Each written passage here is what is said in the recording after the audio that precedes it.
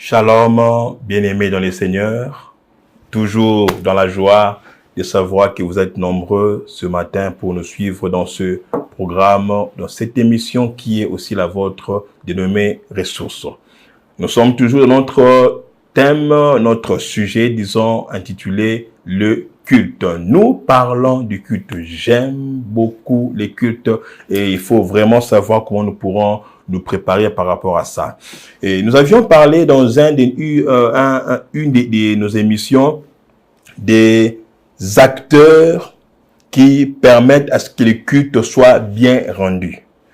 On a parlé des acteurs spirituels, on a vu Dieu qui entre en jeu, il y a les anges, il y a le Saint-Esprit qui intervient dans le culte.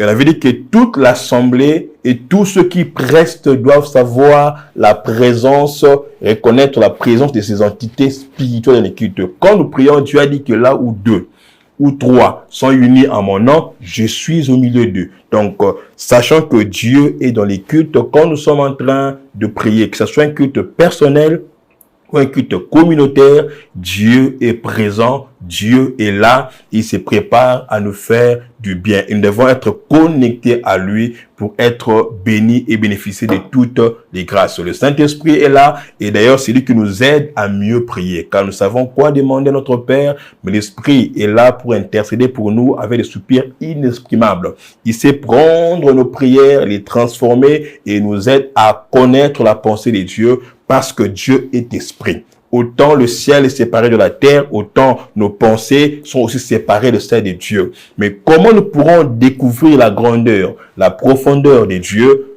C'est par l'esprit. Car autant l'esprit de l'homme connaît quelle est la pensée de l'homme, c'est l'esprit de Dieu aussi qui connaît la pensée de Dieu. Il est important que nous puissions aussi être connectés à lui pour savoir comment adorer Dieu. On ne voit pas Dieu, mais l'esprit sait qui est Dieu, il sait comment il est, alors il nous révèle sa grandeur, il nous révèle sa puissance, et nous pourrons l'exalter comme il faut. Alors on a besoin de savoir que l'esprit de Dieu est là. Et quand nous savons que ces entités sont présentes, nous ne pourrons pas rendre un culte de n'importe quelle manière. Nous aurons du respect à ce Dieu qui est présent. Mais une parenthèse que j'aimerais mettre, sachez aussi que spirituellement, en dehors des dieux, en dehors des anges, en dehors du Saint-Esprit, le diable aussi, des fois, vient guetter dans les cultes. Son but, ce n'est pas de faire réussir les cultes, mais c'est pour détruire les cultes. Alors, sachant qu'il est là aussi pour, soit alourdir les cœurs des gens pendant la prière, soit pour distraire les gens, comme un voleur qui vient pour voler la sémence. Alors, j'aimerais que nous puissions savoir une chose. Les gens disent beaucoup cette phrase ici, la présence de Dieu et l'absence totale du diable. Et ça, c'est faux.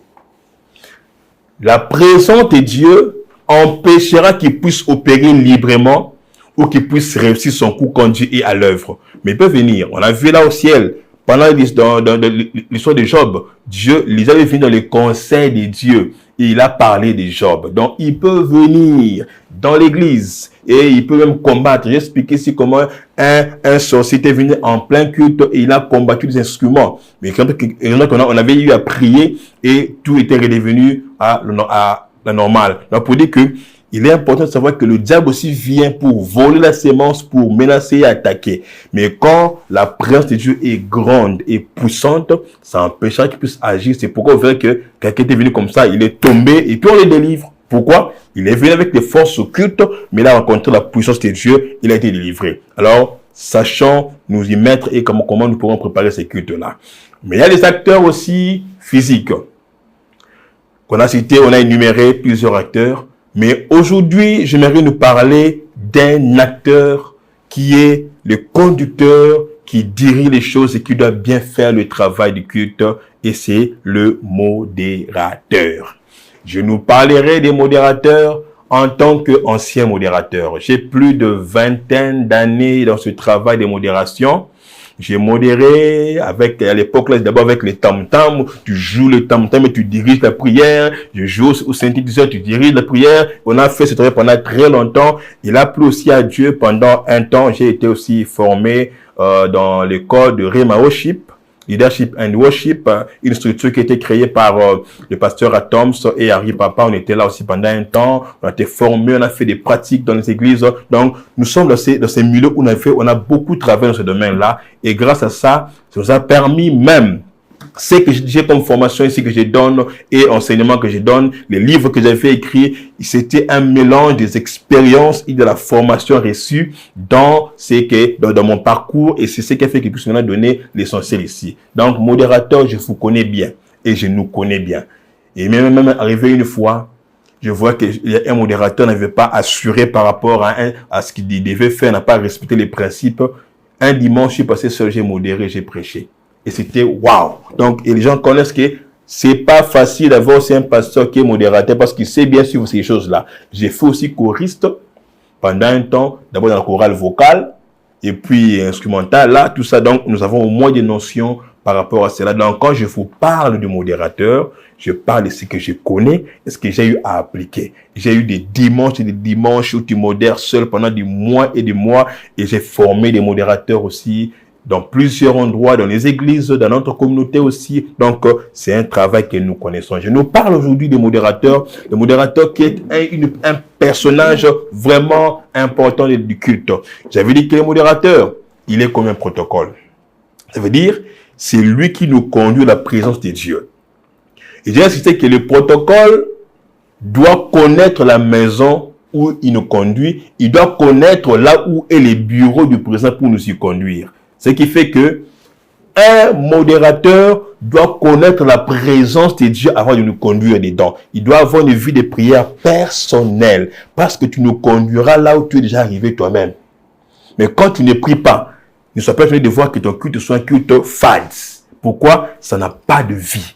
Sois un homme de prière et tu emballeras les gens de la prière. C'est pour dire qu'un modérateur, quand il est en train de conduire les cultes, il doit se préparer déjà à arriver dans la présence de Dieu avant qu'ils puissent venir. Alors, on parlera aujourd'hui des 2 points. Si nous finissons aujourd'hui, tant mieux. Et si ça ne finit pas, nous allons poursuivre la fois prochaine. Nous parlerons du rôle d'un modérateur.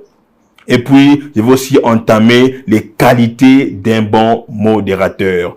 Le rôle d'un modérateur et des qualités d'un bon modérateur. Quand on est modérateur, quel est notre rôle? Premier rôle d'un modérateur, et là je parle de façon générale, hein, parce que lorsqu'il y a culte, il y a ce qu'on appelle la liturgie du culte. La liturgie du culte, c'est pratiquement le plan complet du culte, avec ou sans prédication. Le plan du culte, c'est ce qu'on appelle liturgie. Alors, la liturgie dépend d'une église à une autre. Ce qui fait que je vais énumérer les rôles ici qui se fait dans plusieurs églises aussi. Il y a des choses qui ne se font pas dans votre église peut-être parce qu'un modérateur a des limitations comme ceci. Mais ailleurs, lui, il peut le faire et c'est pas aussi un péché. Ça dépend de leur liturgie.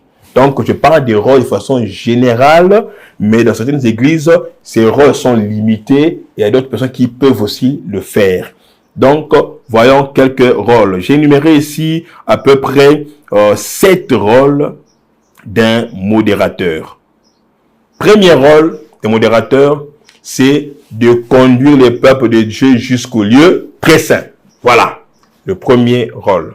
Pour cela, il doit avoir déjà atteindre lui-même cette dimension spirituelle. Car un vrai guide ne conduit les autres que là où il est déjà arrivé lui-même. Est-ce que tu connais la présence de Dieu? Tu sais que c'est? Tu connais le Saint des Saints, comment ça se présente? Modérateur, tu ne pries même pas. Tu fais que préparer les chants, mais pas la prière. Tu vas nous conduire, c'est comme un concert.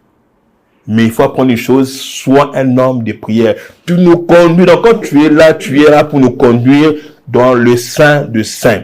Donc prépare-toi à nous amener dans la présence de Dieu, à toucher le cœur de Dieu. Donc il faut que toi et moi, qui sommes des modérateurs, sachant comment nous préparer à rencontrer Dieu. Moïse a bien conduit Israël dans le désert Parce qu'il a vécu 40 ans dans le désert avant de rentrer pour libérer Israël. Il est sorti à 40 ans, il est parti au désert, il a vécu là-bas, il connaît la vie du désert. Et puis il est encore rentré pour libérer Israël, pour faire encore 40 ans dans le désert. Un lieu qu'il maîtrisait déjà, il connaissait la vie du désert, comment ça c'était. Donc vous voyez que Dieu l'avait emmené d'abord là, pour sa formation. Il a découvert le lieu, et puis il est rentré pour prendre Israël et l'amener là où il a déjà vécu lui-même. Donc il est important que nous puissions être des hommes de prière pour conduire les gens dans la présence de Dieu. Donc, venons nombreux dans la conduite du culte en étant déjà préparés spirituellement. Le modérateur a le rôle de conduire les peuples dans la présence de Dieu. Tu n'es pas là pour animer. Tu n'es pas là pour éburer tes chants que tu avais prévus, pour chanter. Non, ton but c'est quoi? Conduire les gens dans la présence de Dieu. Et alors, prépare-toi, il faut observer les gens pour les aider à arriver dans la dimension. Deuxième rôle, c'est pas seulement de nous conduire, mais aussi c'est d'attirer la présence de Dieu par l'unité spirituelle exigée pour être exaucé. Le modérateur doit réussir à mettre tout le monde d'accord entre eux et avec le Saint-Esprit pour attirer la présence de Dieu. Donc quand tu conduis, on doit sentir une gloire qui descend dans l'assemblée.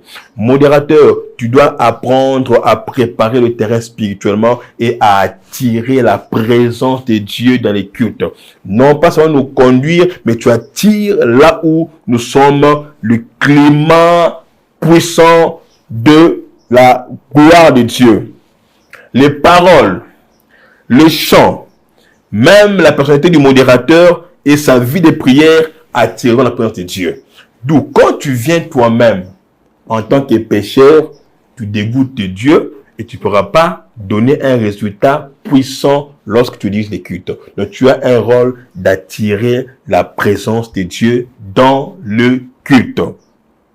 Troisième rôle du modérateur, c'est de créer dans les cœurs de l'assemblée la soif de la présence de Dieu. Donc quand tu parles, tu suscites dans les cœurs des gens la soif de la présence de Dieu. Le peuple de Dieu doit désirer demeurer dans la présence de Dieu avec joie plus que partout ailleurs. Nous allons lire quelques passages. Le premier dans Luc chapitre 9, verset 33. Luc 9, 33, on nous dit ceci. Au moment où ces hommes se séparaient de Jésus, Pierre lui dit, Maître, il est bon que nous soyons ici, dressons 3 tentes, une pour toi, une pour Moïse et une pour Élie. Et il savait ce qu'il disait. Là, on nous parle de Christ qui était avec Pierre et Jean-Jacques qui sont montés pour prier. Et là, ils ont vu Dieu dans la transfiguration. Il y avait Élie et Moïse qui étaient là. Images des morts qui seront ressuscités et enlevés. Et ceux qui seront enlevés aussi sans connaître la mort. Ils étaient là tous auprès de Jésus. Et Dieu leur a parlé. Et touché par la présence glorieuse de Dieu, Pierre va dire à Jésus, restons là. Dressons 3 tentes. Une pour toi, une pour Moïse et une pour Élie. Et pourtant, ils étaient plus que 3. Ils ont même oublié qu'eux étaient là. Donc, ils ont désiré. Donc, ce que Christ avait fait a poussé Pierre à ne plus vouloir descendre. Mais Pierre, si tu restes, tu vas manger comment? Souvent, se disait que ce type ici peut pouvoir à manger. Les pains peuvent sortir, les poissons peuvent sortir. Donc, c'est pas un souci. Mais tu vois qu'il a le désir. Est-ce que tu peux aussi créer ce désir quand tu diriges? Les gens ont l'envie de rester. Le temps passe, mais ne voient pas le temps qui passe. Pourquoi? Tu as créé dans les cœurs de l'assemblée la soif de la présence de Dieu. Ils ont un désir de rester seulement dans cette présence. Le psaume chapitre Psaume 122, verset 1, je vais lire Psaume 122, verset 1. On nous dit ceci. Quand il est degré de David, je suis dans la joie qu'on me dit, allons à la maison de l'Éternel. Nos pieds s'arrêtent dans tes portes, Jérusalem. Oui, avoir la joie. Mais est-ce que Les gens sont dans la joie de savoir quand le frère tel dirige, parce qu'il nous conduit dans la présence de Dieu. Il sait nous aider à entrer, nous emballer pour que nous puissions toucher vraiment le cœur de Dieu. Est-ce que c'est le cas quand tu passes devant ou quand tu passes, c'est ennuyant? Tu ne sais pas créer un climat spirituel. On ne peut le créer que si on est déjà soi-même spirituel. Alors, soi-même spirituel pour créer cela dans le cœur de Dieu. Quatrième rôle d'un modérateur, c'est de rassembler les requêtes ou les problèmes du peuple de Dieu. En cela, il fait comme si c'était une personne qui priait devant Dieu. C'est de l'intercession. Il rassemble les requêtes de Dieu, les peuples de Dieu, les problèmes du peuple de Dieu. Et là, il donne même différentes requêtes qu'on peut prier. On prie pour ceci, on prie pour cela. Donc, tu rassembles cela pour conduire les gens. Les problèmes du peuple de Dieu, on va prier pour nos familles, prier pour notre pays, prier pour ceci ou cela. Donc, tu fais un rassemblement de ces différentes requêtes pour que tu puisses tous les préparer et amener cela auprès de Dieu. Par ce que tu demandes aux gens de faire comme prière, tu es en train de rassembler les requêtes et tu peux même commencer à demander dans certaines réunions de prière. Chacun peut aussi amener des requêtes écrites, qu'on prie pour ceci, on prie pour cela. Toi, tu prends le tout et l'assemblée va prier pour ces différentes requêtes. Et il y a des églises qui font cela. On a la prière, on va prier pour tel papa qui est malade, qui a un problème. Tu prends toutes les requêtes là, tu les mets ensemble et tu en diriges le culte en donnant ces requêtes là afin que tout le monde puisse prier. Nous intercédons en faveur de ces cas, mais c'est toi qui conduis cela. Il y a des églises qui les font. Mais ailleurs, comme chez nous, il y a quelqu'un, l'officier, on appelle officier qui fait ce travail-là. Il passe pour donner les requêtes, on prie pour des gens, le modérateur est plus dans le cadre de conducteur du culte, de louange. Cinquième, il faut préparer le peuple de Dieu à une bonne écoute de la parole de Dieu. Préparer le peuple de Dieu à une bonne écoute de la parole de Dieu. Le modérateur sacre les cœurs et introduit les prédicateurs. Il doit ainsi bannir toute distraction et inciter l'assemblée à aimer les temps de la parole, à bien préparer prendre note et à toujours se munir d'une Bible. Préparer les cœurs des dieux. Vous savez, un modérateur, quand il passe avant, il aide les prédicateurs quand il veut venir. Et moi, généralement, ils le savent, quand je vais passer pour prêcher, et que je n'avais pas vraiment senti que je suis arrivé à une dimension, je connais encore la prière un peu avant de prêcher. J'entends un chant, je connais la prière, moi je vois que je n'ai pas senti une dimension. Mais quand le modérateur avait tout fait, je suis dans la joie, je passe, je prêche directement. Donc, vous préparez les cœurs et du prédicateur et de l'assemblée, vous préparez le terrain pour la prédication. Donc, il faut vraiment créer ces climats-là, préparer le peuple de Dieu que quand la sémence va venir, donc la modération est comme un travail de sarcler la terre. Avant de se labourer, de mettre la sémence, il faut d'abord sarcler la terre. On arrange la terre et on met les fumiers. Et quand il y aura la sémence, ça va pousser.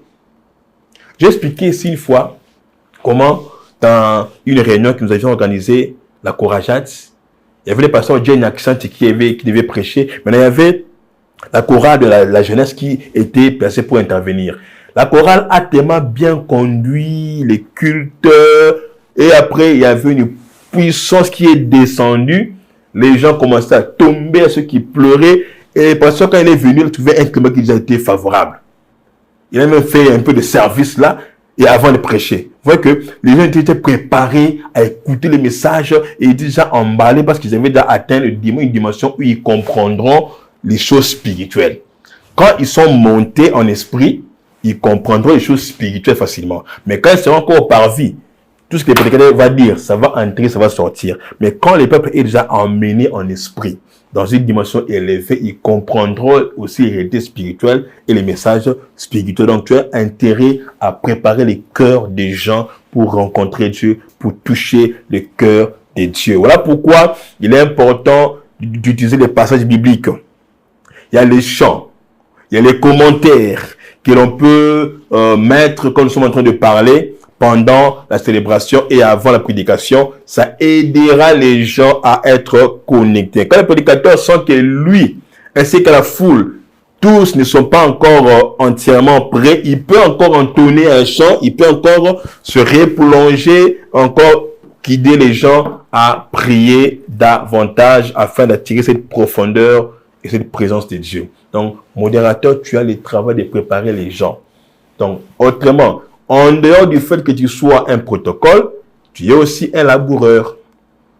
Modérateur, tu es laboureur. Donc, tu sacres la terre, tu sacres les cœurs afin que la sémence qui viendra puisse trouver la place et se pousser facilement. Et quand le cœur est encore dur, la terre est encore dure, quand on va s'aimer, il n'y aura pas de bons résultats. Donc, sache que tu joues un grand rôle. En dehors d'être un protocole, tu es aussi un cultivateur. Donc, tu fais un travail de sacrer les cœurs. Sixième rôle d'un modérateur. Le modérateur a comme rôle de donner les intentions de prière suivant la prédication. Donner les intentions de prière suivant la prédication. Après la prédication, c'est pourquoi il a intérêt à bien suivre la prédication lui-même. Parce que il y a de ces prédicateurs qui, après la prédication, il dit Amen, il descend, il part. Mais il faut conduire la prière suivant la prédication. Maintenant, il faut que tu saches quelles sont les requêtes que je peux donner à l'assemblée par rapport à ce qui a été prêché. Or, tu ne peux pas avoir ces requêtes quand tu n'as pas suivi la prédication. D'où, il faut que tu sois là. Tu suis la prédication très bien, que tu écrives le message. Et quand tu donnes ces requêtes de prière, fais attention à une chose. Donner une requête ne veut pas dire exhorter. Il y a des gens qui, quand ils donnent une requête de prière, ils parlent beaucoup. Ils donnent un verset biblique, ils expliquent le sens de ce verset et puis donnent une requête. Non, là, c'est perdre le temps pour rien. Tu n'es pas un prédicateur bis. Tu n'es pas en train de corriger les prédicateurs. Tu es là pour donner les instructions de prière par rapport à ce qui a été prêché. Voilà pourquoi, quand tu écoutes la prière, la prédication, viens faire des synthèses, donc des requêtes suivant la prédication, mais pas exhorter encore pendant la direction de la prière. Donne l'intention brièvement et les gens prient. Et ainsi de suite. Donc tu es là pour suivre et aider les gens à prier par rapport à ce qu'ils ont écouté comme prédication. Et la septième et dernière rôle d'un modérateur, c'est exhorter les gens à donner les offrandes, accueillir les nouveaux venus, donner les communiqués. Donc, il passe là et il exhorte les gens à donner les offrandes, à accueillir les nouveaux venus, donner les communiqués. Il les fait à la fin. Et ça, c'est aussi un des rôles des modérateurs. C'est pourquoi il doit lui-même être aussi exemplaire. Il doit aussi avoir des communiqués bien avant. Parenthèse, il est important dans l'église que les communiqués à donner soient déjà avancés, donnés au préalable pour qu'on puisse les écouter. Les pasteurs doivent d'abord voir les communiqués et ne pas mener pendant que quelqu'un est à la chair, un bout de papier monte pour le communiquer. Non, on doit tout avoir avant. Pourquoi pas la veille ou avant les cultes pour tout mettre ensemble et puis passer, parce que c'est pas souvent propre d'amener des papiers, bout de papier pendant qu'on est dans les cultes et les communiqués supplémentaires. Non, ce n'est pas intéressant. Bon, on va entamer aujourd'hui, pour finir prochainement, le qualité d'un bon modérateur. Ça, c'est vraiment intéressant. On va s'attarder un peu à ce niveau ici. Les qualités d'un bon modérateur. Quand on est modérateur, quelles sont les qualités que tu dois avoir pour être un bon cultivateur, pour être un bon protocole, pour être une personne qui nous conduira dans la présence de Dieu et pour réussir les cultes? Il y a les qualités d'un bon modérateur qu'il faut retenir. Dieu veut toujours que nous puissions exceller. 3 Jean 2 dit, il veut que nous puissions prospérer à tous égards. Ça, c'est Dieu. Il veut que nous soyons excellents et prospérants à tous égards. Et cette volonté divine doit pousser le modérateur à se perfectionner en apprenant et en adoptant les caractéristiques, capacités et atouts d'un bon modérateur ci-après. Parenthèse. Vous savez, Lorsque je vois que je faisais bien le travail de modération, c'est moi qui ai exprimé au pasteur le désir d'aller être formé encore, ajouter ce que j'avais à ma worship pour mieux faire le travail. Mais combien de gens, choristes, modérateurs, ont le désir de perfectionner ce qu'ils ont déjà? Est-ce que tu as le temps d'aller écouter d'autres modérateurs, comment ils font le travail pour t'inspirer? Mais ceux qui sont là, ils ne veulent pas perfectionner ce qu'ils ont. C'est important que tu fasses quoi? Cherche à perfectionner ce que tu as comme grâce, comme talent, et c'est ainsi que tu seras fort et grand. Il y a les qualités qui sont intellectuelles et naturelles. Il y a les qualités qui sont spirituelles, et puis il y a les qualités qui sont aussi physiques. Nous allons voir toutes ces qualités-là des modérateurs en ces lieux. Commençons par les qualités intellectuelles et naturelles que doit avoir un modérateur pour réussir. Premièrement, il faut être éloquent. Un modérateur doit d'abord être éloquent. Il doit avoir ce qu'on appelle en latin exercitatio dicendi, la pratique de l'éloquence, l'art de bien parler qui consiste à captiver l'assemblée par ces trois verbes: delectare, docere et commovere. Ceux qui font le latin philo peuvent se retrouver. Delectare, c'est charmer, plaire. Quand tu parles, tu sais charmer. Tu sais plaire l'assemblée. Donc quand tu parles, tu sais captiver les gens. Docere, les gens peuvent tirer, c'est enseigner. Donc tu peux enseigner quelque chose aux gens quand tu passes là en parlant devant eux. Mais aussi, commovere, c'est émouvoir. Donc, lorsque tu passes devant un homme éloquent, c'est faire le delectare, les docere et les commovere. Ça veut dire, il sait charmer, plaire les gens. Il enseigne quand il se met à passer devant les gens. Il sait émouvoir les gens. Donc, il faut apprendre ces dimensions-là, l'éloquence. On va lire Jean 7, 45 à 46. Jean 7. 45 à 46. La parole déclare ceci. Ainsi les huissiers retournèrent vers les principaux sacrificateurs et les pharisiens, et ceux-ci lui dirent: pourquoi l'avez-vous pas amené? On parle de Jésus. On les avait envoyés pour aller prendre Jésus. Et puis ils sont rentrés même vite. Mais on leur demande: mais pourquoi vous êtes revenu sans ce monsieur? Les pharisiens leur répliquèrent: non, les huissiers répondirent: en tout cas, jamais homme n'a parlé comme cet homme. Les pharisiens répliquèrent: est-ce que vous aussi vous avez été séduits? Donc, ils sont allés pour prendre Jésus. Mais quand ils parlaient, ils étaient emballés par sa façon de parler. Un homme qui est exceptionnel. Mais quand tu as ce Jésus-là qui est en toi, lui qui est exceptionnel, tu peux aussi devenir aussi exceptionnel. C'est important que quand tu passes là, que tu apprennes à bien parler, à charmer les gens. Acte 18, 24 et 25, on va aussi lire. Acte 18, 24 et 25. On dit ceci. Un juif nommé Apollos, originaire d'Alexandrie, homme éloquent et versé dans les Écritures, vint à Éphèse. Il était instruit dans la voie du Seigneur et fervent d'esprit. Il annonçait et enseignait avec exactitude ce qui concerne Jésus-Christ, bien qu'il n'ait connu que le baptême de Jean. On parle d'Apollos d'Alexandrie. On dit que c'était un homme qui était éloquent. C'est important que d'être un homme éloquent, savoir bien parler devant les gens. Naturellement, il faut que je sois un éloquent. C'est pas tout le monde qui a la grâce d'être modérateur ou de prêcher ou de chanter. Chacun a sa particularité. Deuxièmement, il faut avoir l'improvisation. Le modérateur doit savoir que faire au moment opportun pour éveiller l'assemblée s'il s'endort. Improviser consiste à organiser sur le champ, rapidement, sans préparation. Cela demande un esprit de créativité. Il faut avoir un esprit d'improvisation. Tu vois que l'assemblée s'endort, tu vois qu'il y a une odeur, savoir que faire au moment opportun.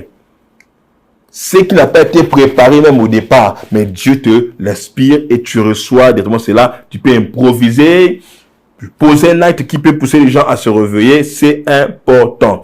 On peut lire dans Actes chapitre 17, 23 à 19 à 23. Actes chapitre 17, 19 à 23. La parole déclare ceci. Alors ils le prirent et le menèrent à Aréopage en disant, pourrions-nous savoir quelle est cette nouvelle doctrine que tu enseignes, car tu nous fais entendre des choses étranges. Nous voulions donc savoir ce que cela peut être. Or, tous les Athéniens et les étrangers demeurant à Athènes et passaient leur temps qu'à dire ou à écouter les nouvelles. Paul, debout au milieu d'Aréopage, dit, hommes Athéniens, je vous trouve à tous égards extrêmement religieux.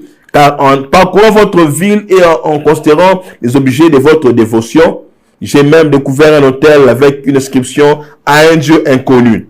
Ce que vous vénérez, vous reverrez sans le connaître, c'est ce que je vous annonce. Là, on parle de Paul qui est en train de parler aux Athéniens. Des gens qui sont sages, ils ont des divinités, là, ils célèbrent. Maintenant, on l'a amené, viens pour nous parler de ce que toi tu prêches là. Il a en face de lui des religieux.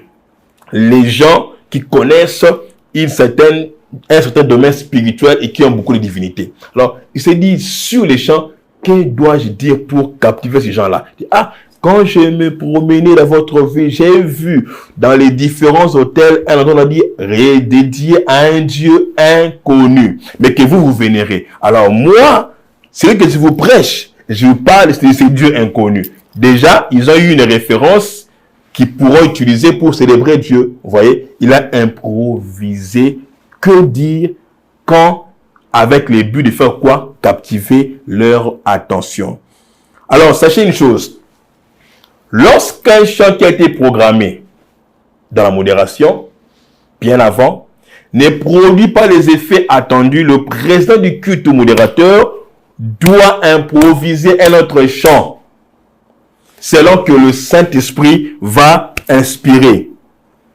Vous voyez, il est important. Et c'est là où on voit le choriste qui se fâche. On n'a pas répété ça. Le président du culte, il sait que faire et c'est lui qui dirige. Choriste, vous dépendez du modérateur. Même s'il y avait 10 chants prévus, lui, il fait qu'il chantait 2 chants, c'est pas un problème. C'est lui qui conduit souvent ce que Dieu aura mis dans son cœur. Donc, apprenez à être à l'écoute. Donc, tu improvises un chant qui peut aider l'assemblée à entrer et Dieu peut te l'inspirer. Il peut aussi arriver, tu modères, c'est déjà arrivé, directement l'heure de la prédication est arrivée. Le prédicateur n'est pas encore là. Le temps est là, mais n'est pas encore là. Je vais faire quoi? Il faut savoir faire quoi? Travailler cela. Comment je vais occuper l'assemblée le temps que le prédicateur puisse arriver? Sinon, ils vont se rendre compte que tu es fatigué et tu fais que passer le temps. Donc, conduis dans la prière, tu peux les emballer dans la prière, tu entends des chants, tu prépares les cœurs des gens sans qu'ils puissent se rendre compte que Moté Azoumé là. Donc, ça peut arriver. Alors, il faut savoir que faire pendant ces temps, improviser pour qu'on puisse ne pas se distraire pendant notre temps de culte. Donc, prépare cela. Quand on grandissait, je me rappelle mon feu père, qui était aussi mon pasteur, là où j'ai été baptisé, il disait ceci. Tout modérateur, quand tu prépares la modération, prépare aussi une exhortation à côté. Surtout quand on devait modérer la semaine. Tu prépares une prédication ou comment tu peux exhorter au cas où. Donc, quand tu vois que on t'appelle, le prédicateur a été empêché, il ne peut pas venir, ou il y a un souci, le pasteur n'est pas là, tu feras quoi? Tu vas commencer à te perdre là. Tu as quelque chose que tu as déjà préparé à côté. Mais tout doit se faire suivant les directives que tu vas recevoir auprès de ton pasteur. Voilà ce qu'on peut retenir comme deuxième qualité naturelle et intellectuelle. Et on va s'arrêter aujourd'hui dans la troisième qualité pour continuer prochainement. La maîtrise de la liturgie. Les modérateurs doivent connaître et maîtriser la liturgie de son église, de sa communauté, toutes les différentes réunions dans lesquelles il sera appelé à intervenir. Pour cela, il doit l'apprendre par les conseils directifs ou par une formation comme nous le faisons maintenant. Ceci ajoute du professionnalisme dans le service. Il faut savoir la liturgie. C'est quoi une liturgie? Liturgie, c'est le plan complet d'un culte, avec ou sans prédication. Alors, chaque culte a sa liturgie. Le dimanche, il y a un programme que nous suivons. Le mercredi, il y a un programme. Le vendredi, il y a un programme. Quand il y a deuil, il y a une liturgie que nous appliquons. Et dans le réveillon, il y a aussi une liturgie. Alors, quand tu modères, il faut que tu maîtrises les différentes liturgies pour que tu puisses les appliquer comme il faut. Alors, cela doit te pousser à faire quoi? À apprendre cela, être dirigé et savoir que dans chaque partie, j'ai autant de minutes à utiliser dans telle ou telle partie de la modération. Voilà pour ce matin ce que nous pourrons retenir comme qualité de modérateur, mais aussi les rôles d'un modérateur. Nous allons nous revoir prochainement pour continuer avec la partie des qualités. Que Dieu vous bénisse et bon week-end à tous.